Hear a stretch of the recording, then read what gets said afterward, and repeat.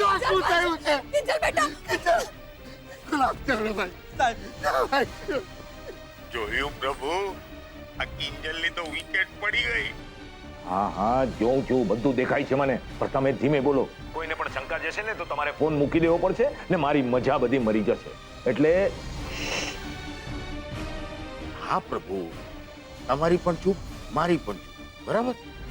રામલાલ, કેટલી વાર કીધું છે કામ સંભાળીને કરવાનું, અને તમને કીધું ને દૂર રહેવાનું. જો વાગી ગયું. કિંજલ બેટા, કિંજલ. કોન્સ્ટેબલ, ઉઠાવો અમને. અમારે અમારું કામ કરવાનું કે નહીં? હા હા, ખબર છે અમને. તમને બધું તોડતા જ આવડે છે, જોડતા આવડતું હોત ને તો આવું બોલ્યા જ ના હોત. બેટા, બેટા કિંજલ આંખો ખોલ બેટા. કિંજલ બેનના માથામાંથી કેટલું લોહી નીકળી રહ્યું છે. ગુલાબ આપણી દુકાન. ઓ હેલો મેડમ, ઉપાડો અમને, ચલો, અમને મોડું થાય છે. ચલ ગુલાબ, બેટા ધીરજ. રામલાલ, કામ ચાલુ રાખવાનું છે. હવે કોઈ આવીને અટકાવે તો અટકવાનું નથી, સમજો? સાચું ને બેટા? કિંજલ બેટા, અરે બેસો તમે. કિંજલ બેટા, શું થઈ ગયું તને? કેટલું લોહી નીકળ્યું તને જોતો કરી બેટા. શું જરૂર હતી આ બધાની વચ્ચે જવાની? ભગવાન મારી દીકરીની શું હાલત કરી. આપણું સપનું પપ્પા. તું ચિંતા નહીં કર, તું ચિંતા નહીં કર.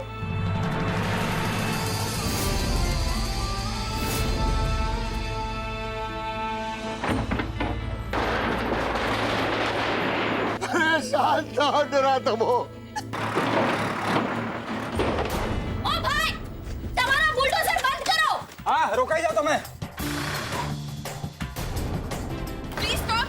અમને સ્ટે ઓર્ડર મળી ગયો છે. બતાડો. આ રહ્યો દુકાન ના તોડવાનો સ્ટે ઓર્ડર, અને આ દુકાનના કાગળિયા.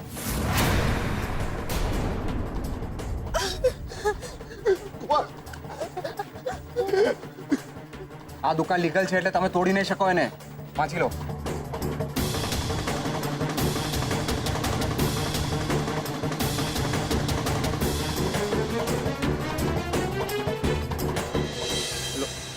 જોયું પ્રભુ, આ તમારો રાજકુંવર અહીંયા આવી ગયો. અરે ગયા વખતે લગ્નમાં ઓલા ફાર્મ હાઉસમાં આવી રીતે ટપકી પડ્યો તો. હા, ને તારા કિંજલડી છે ને, અત્યારે ઓલા સુશાંતિયા સાથે અમેરિકા હોત.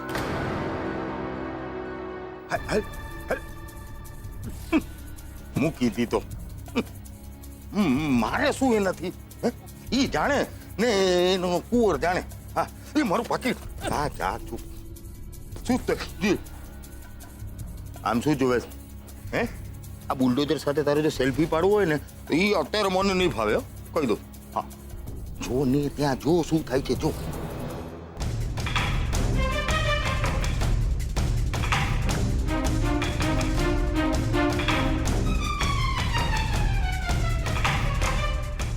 ઠીક છે, બરાબર છે. રામલાલ, સ્ટોપ. લાવો ભાઈ.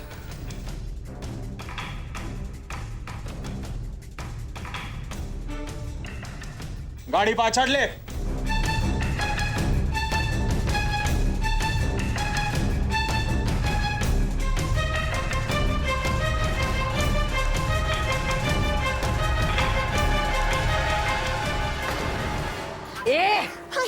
છાની માની ડોયન જેમ ઊભી રહ્યો. દાનવીર કરોનો ના જોયો તો હાલી મોટી મદદ કરવા કઈ જરૂર નથી. ચૂપચાપ હાલ ઘર ભેગી જા. ચાલ ને હવે છાની માની. અરે ઘર જોર હું બાકી રહી ગયું છે. હાલ ઘર ભેગો તા. હાલ અંદર જા. કુમાર,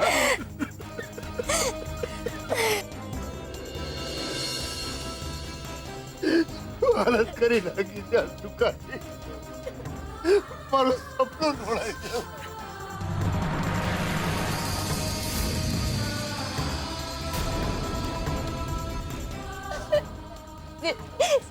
આપણી દુકાન.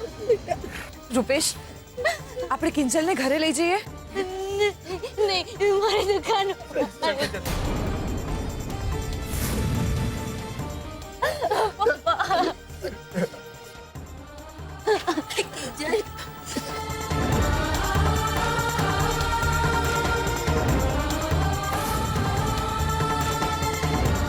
બાપુજી.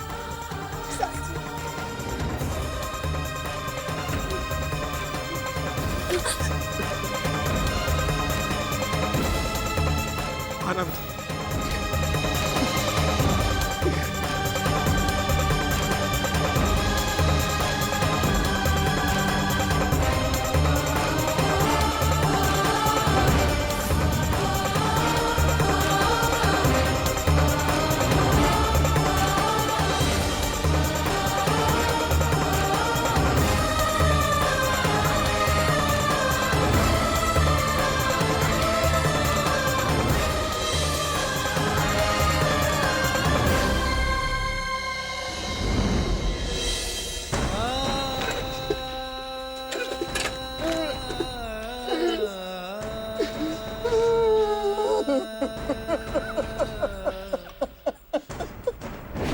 મારી પાસે નહોતું પૂરતું ભણતર કે નહોતા પૂરતા પૈસા.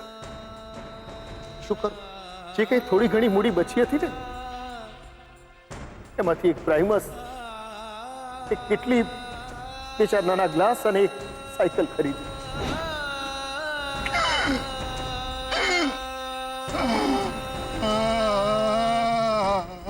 વાત જાણે એમ છે ને કે આજે અમારી ઓફિસમાં કમિટીની મીટિંગ છે અને એને માટે હું અત્યારે 50 ચાનો ઓર્ડર આપવા માટે આવ્યો. ખરેખર ચાના ઓર્ડરનું નામ પડે અને મને તમારું નામ યાદ આવે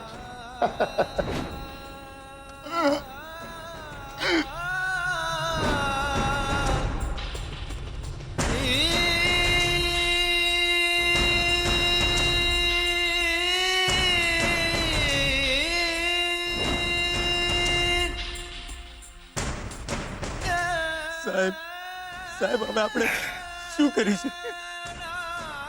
મારું તો જાણે ઘર તોડી નાખ્યું સાહેબ. શું કરીશું સાહેબ? હવે શું કરીશું?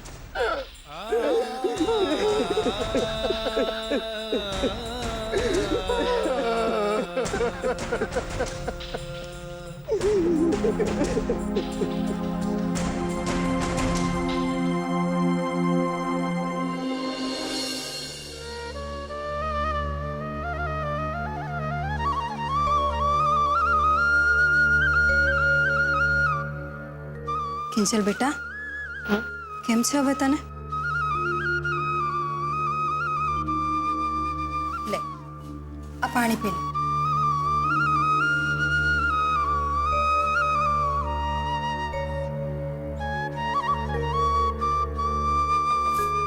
બેટા થોડું જમીને પછી આરામ કર એટલે સારું લાગશે. ના મમ્મી, મારી ભૂખ, તરસ બધું જ આપણી દુકાનની સાથે જ પતી ગયું. મને તો ગુસ્સો આવી રહ્યો છે કે ફક્ત 5 મિનિટ પણ ના રોકાઈ શકે. એ લોકો અચાનકથી કામગરા બની ગયા બસ. અને એટલું જ હોત તો ત્યાં ઓફિસમાં પણ ફટાફટ કામ કરી શક્યા હોત ને. ત્યાં કેમ ના કરે? કરેક્ટ રૂપેશ જીજુ, મને તો બધામાં બહુ મોટી ગડબડ લાગી રહી છે.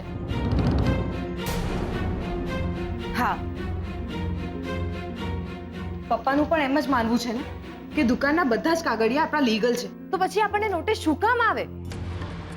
અને એ પણ ફક્ત આપણી જ દુકાને, અને એ પણ શુક્રવારે. શનિ ને રવિ તો રજા હોય એટલે આપણે કંઈ કરી ના શકીએ. હા, ને પાછું સોમવારે અચાનકથી રમેશભાઈ રજા પર ગયા. કેમ? હવે તર્ક વિતર્ક કરવાની કોઈ જરૂર નથી. જે થવાનું હતું એ થઈ ગયું. અરે તમારે અહીંયા સુધી ચાલતા આવવાની શી જરૂર હતી? અમને બોલાવી લેવા જોઈએ ને. સાચવીને બેસો અહીંયા. બેસો. મીરા, હવે તો બેસવાનું જ છે ને મીરા. ક્યારેક તો એમ થાય છે કે આ પગની સાથે મારી હિંમત પણ સાવ. અરે આવું ના બોલો તમે. જો હિંમત હશે ને તો દુકાન ફરી વખત ઊભી થતા વાર નહીં લાગે. એવું તને લાગે છે મમ્મી, બાકી મેં મારી સગી આંખે જોઈ લીધું કે એ લોકો માત્ર ને માત્ર આપણને હેરાન કરતા હતા અને અહીંયા બુલડોઝર લાવીને બરબાદ. એમ અને તું વગર કઈ વિચારીએ બુલડોઝરની સામે બરબાદ થવા માટે કૂદી પડી, એનું શું? અરે તને કંઈક વધારે થઈ ગયું હોત તો? હા, તો પછી ફરજિયાત એને આ બુલડોઝર રોકવું પડ્યું હોત. આપણી દુકાન બચી ગઈ હોત. ગાંડી થઈ ગઈ છો તું? તને ખોઈને અમે દુકાનનું શું કરત? અરે તમે તો કંઈક સમજાવો ને. હું શું સમજાવું એને? સમજાવી તો એને દીધું છે બધું મને.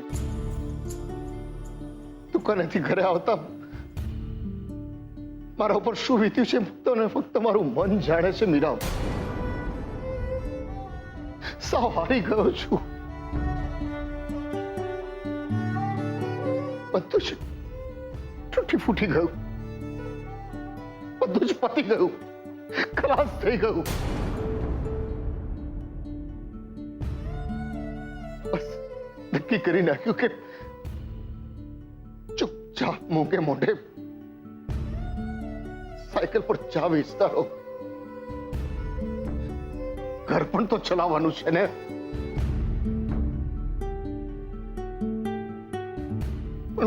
મીરા, જે રીતે કિંજલ વચમાં કૂદી પડીને મને એવું લાગ્યું કે કિંજલ નહીં, મારા બાપુજીએ મને કહ્યું કે મોહન ઉઠ, અરે ઉભો થાવ, તારી સાથે ભારોભાર અન્યાય થયો છે, લડ એની સાથે. એટલે પપ્પા, આપણે હવે શું કરીશું? બેટા, શું કરીશું એની તો મને ખબર નથી, પણ અન્યાય સામે લડીશું એ વાત નક્કી છે. કહું છું આ બધું કરવાનું રહેવા દો. નહીં, હવે નહીં મીરા. મારા બાપુજીએ ન્યાયના ઉદ્દેશ સાથે આઝાદીના ઘડવૈયા મોહનદાસ કરમચંદ ગાંધીના નામ પરથી મારું નામ મોહન રાખ્યું છે. હવે જો હું પાછી પાની કરું ને તો મારું નહીં, અરે એમનો ઉદ્દેશ નિષ્ફળ જાય, સમજી? હવે તો એક જ રસ્તો છે, લડવું જ રહ્યું એ લોકોની સામે, લડીને જ રહીશું.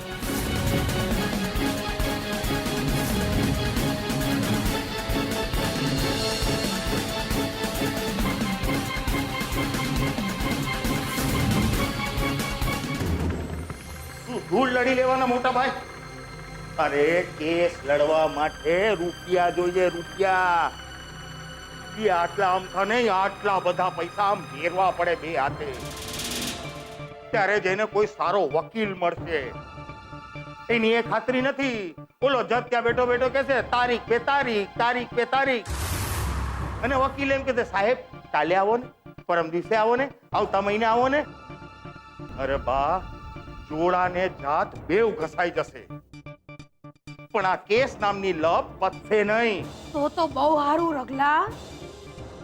હું તો ઈચ્છું છું કે આ લપ ચોટે જડોની જેમ મોહનિયાને ના આપણને નાત બાર કઢાવી અને મોજ અનુભવતો હતો ને. હવે ખબર પડશે. દુકાન ઉપરથી મારા નામનું પાટિયું હટાવ્યું, અરે એક પાનું દિલ દુભાયું ને, જો આખી દુકાન હટી ગઈ. હવે ભર ફિલ્ડિંગ ગોતું.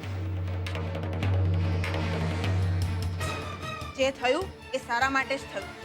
રોકલા ભરતો ચીટો ભરતો. આ તારી હરિશ્ચંદ્ર નો અવતાર, એના મોઢે રામની જગ્યાએ રાવણ, ખાલી મેં જ સાંભળ્યું કે તે હો સાંભળ્યું. ભર ચીટ્યું એટલે ખબર પડે. સપનું તો નથી ને? ઓ માં હાથે ભરવાનો. એ બા, સાંભળ્યું તો મેં છે, પણ વિશ્વાસ નથી થતો કે આ આપણી સરોજ છે કે એની કોઈ ડુપ્લિકેટ. ભર એને હો ચીટ્યો ભર એટલે ખબર પડે. હાય હાય બોલે તો આપણા વાળી ભર. હાશ શું કરો છો? આપણી એ મારી સંતોષી માં, આજે તો તું કે એટલા પેંડા, એટલા નાળિયેર વધેરું. રગલા, આ તારી અક્કલ મટી, ડોબી, થોબરી, આટલા વર્ષો પછી આપણા ગોળાનું પાણી ચડ્યું. એવું જરાય નથી બા. દુકાનના કારણે તમે મોટા ભાઈને કેટલા હેરાન કરતા હતા અને કિંજલની પાછળ તો હાથ ધોઈને પડી ગયા હતા. એટલે ભીમજી અદાની ભાષામાં કહું તો હવે નહીં રે વાંસ કે નહીં વાગે વાંસ. ચાલો, મોડું તો મોડું. ભગવાને મોટા ભાઈની સામે જોયું તો ખરું. બોયલી મોટી, બોયલી. નહીં રે વાંસ કે નહીં વાગે વાંસળી. ભગવાને સામું તો જોયું, અરે તંબુરો જોયું, અને ડફોળ તે આનામાં હું જોયું. ઓ બા, એક વસ્તુ સમજી લેજો, આ આખી નાતને તમારો સ્વભાવ બરાબર ખબર હતો, એટલે મને કોઈ છોકરી દેતું નહોતું. આ ભલે આવડી તો આવડી, સારી છે બિચારી. હે સરોજ,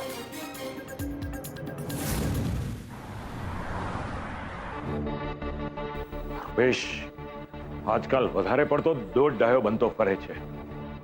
થોડો પણ મોડો પડ્યો જ ને તો મારું કામ થઈ જાત, ને ખેરાન મેદાન થઈ જાત પેલા ચા વાળા મોહનની દુકાન.